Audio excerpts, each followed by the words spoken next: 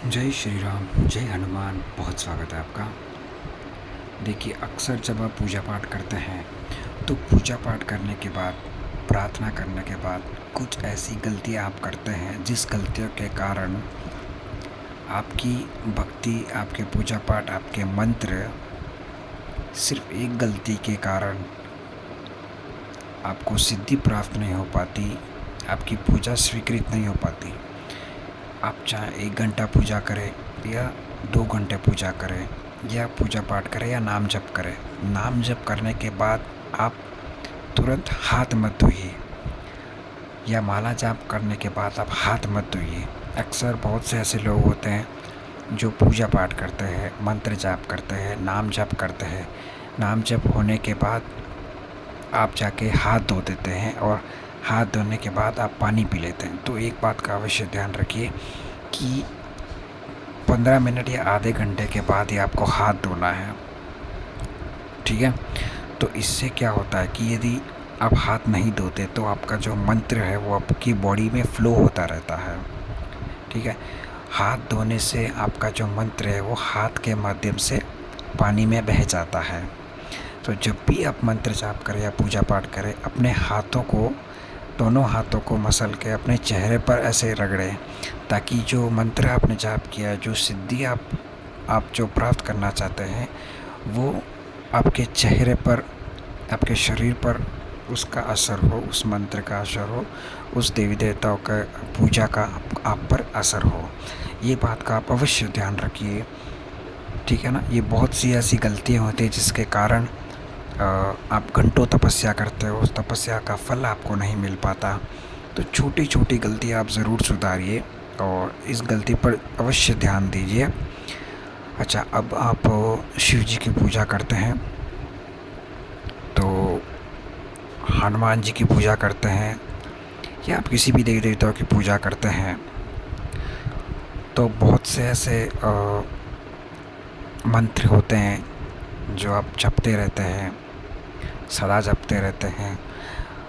आपके माइंड में अक्सर एक ख्याल ज़रूर आता है कि आप शिव जी का मंत्र जाप कर रहे हैं, तो आपके मन में आता है कि आप हनुमान जी का मंत्र जाप भी कर लें। हनुमान जी का करने के बाद आपके मन में आता है आप माँ काली का या माँ दुर्गा का मंत्र जाप कर लें। तो आप ऐसा मत कीजिए, आप एक मंत्र पर फोकस कीजिए, ठीक है। कोई भी एक मंत्र चुन लीजिए, कोई भी एक मंत्र सेलेक्ट कर लीजिए, उसी मंत्र पर आप फोकस रखिए और वही मंत्र जप कीजिए। लेकिन हाँ, एक बात अवश्य बोलना चाहूँगा, और जैसे कि आपने हनुमान जी का जंजीरा मंत्र जाप करना शुरू किया, ठीक है, या आपने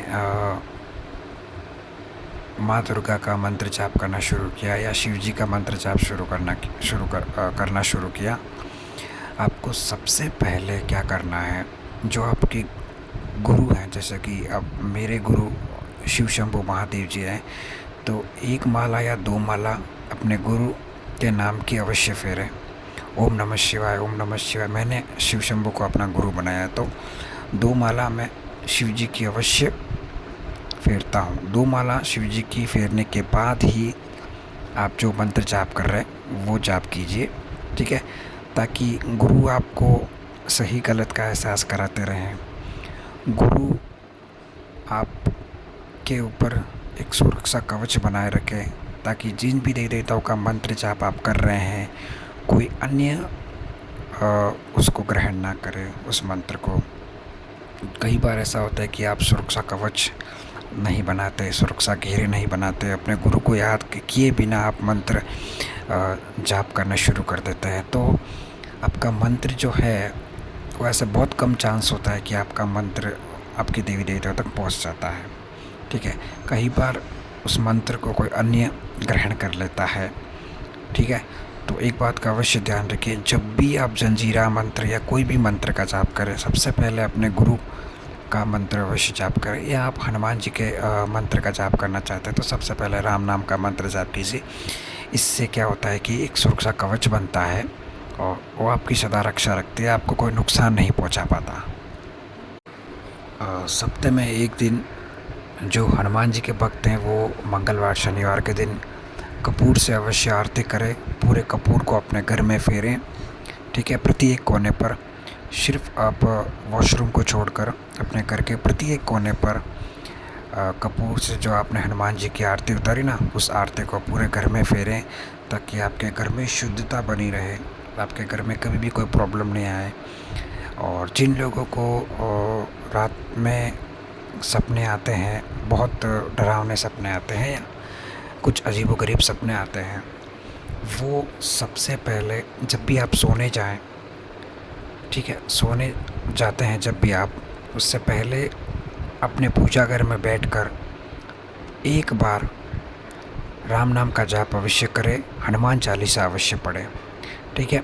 जैसे कि आप सोने जा रहे हैं तो हाथ पैर धो के आप अपने पूजा घर में बैठ जाइए, एक बार आराम से हनुमान चालीसा पढ़ लीजिए, हनुमान जी से विनती कीजिए, प्रभु मुझे बार बार डरावने सपने आते हैं, या मुझे बहुत अजीबोगरीब चीज़ें दिखाई देती है, या कई बार ऐसा होता है ना कि आप कहीं जा रहे हैं, आपको पीछे कोई आ रहा है, इस तरह का कोई अजीबोगरीब सपने आते हैं ना, तो जिससे आपको डर लगता है, रात को 2 बजे या 3 बजे आपकी नींद जाग जाती है, तो इस तरह के सपने आपको नहीं आएंगे। आप हनुमान जी महाराज जी से अवश्य विनती कर सकते हैं, हनुमान चालीसा पढ़ के ही सोइए, ये बहुत अच्छा रहेगा, बहुत उत्तम रहेगा। नित्य हनुमान चालीसा पढ़ने से सुबह शाम 2 वक्त आपकी रक्षा होती है, आपके परिवार की रक्षा होती है। ठीक है। और यदि आपका कोई मंत्र सिद्ध हो जाता है तो उस मंत्र का गलत उपयोग मत कीजिए आप। कई बार ऐसा होता है कि कुछ पाने के चक्कर में आप मंत्र जाप करते हैं, उस मंत्र को सिद्ध करने की कोशिश करते हैं। जब मंत्र सिद्ध हो जाता है तो आप गलत तरीके से उस चीज़ों को पाने की कोशिश करते हैं, उस मंत्र का दुरुपयोग करते हैं, तो याद रखिएगा एक ना एक दिन जब ऊपर वाले की लाठी से आप पर प्रहार होगा, तब आपको बचाने वाला कोई नहीं आएगा। याद रखिएगा, जितने भी आपने गलत कार्य किए हैं उसका दंड आपको अवश्य मिलेगा। मंत्र जाप बहुत एकाग्रता लगाकर करनी पड़ती है, और बड़ी मुश्किल से बहुत से कम ऐसे लोग होते हैं जिनको सिद्धि प्राप्त होती है।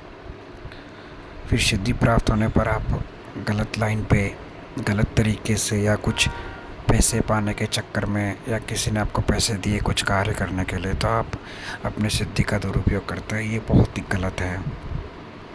इससे आपको बहुत कठोर से कठोर दंड मिल जाता है, आपके परिवार को भी भुगतना पड़ता है। इस बात का अवश्य ध्यान रखिए। ओम हम हनुमते रुद्रात्मकाय होम फट मंत्र का अवश्य जाप कीजिए, इस मंत्र को महसूस कीजिए। ये मंत्र बहुत ही ताकतवर, बहुत ही ऊर्जावान मंत्र है, आपके पूरे शरीर में पॉजिटिविटी प्रदान करेगा, आपको ऊर्जावान बनाएगा, आपको ताकतवर बनाएगा, आपको सारी बल बुद्धि विद्या ज्ञान प्राप्त होगी केवल इस मंत्र के माध्यम से।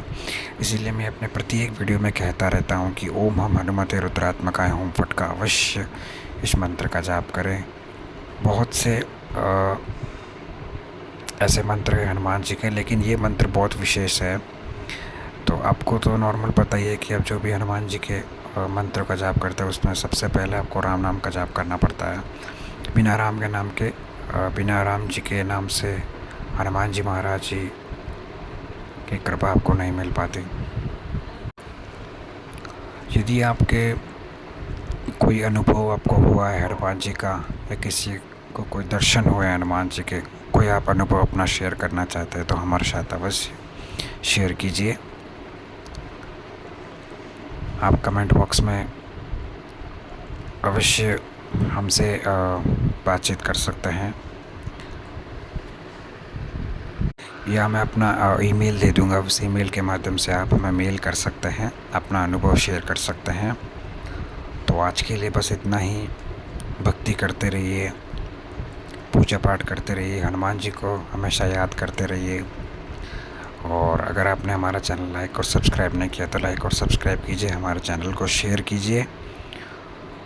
बहुत बहुत धन्यवाद। जय श्री राम, जय हनुमान, हर हर महादेव।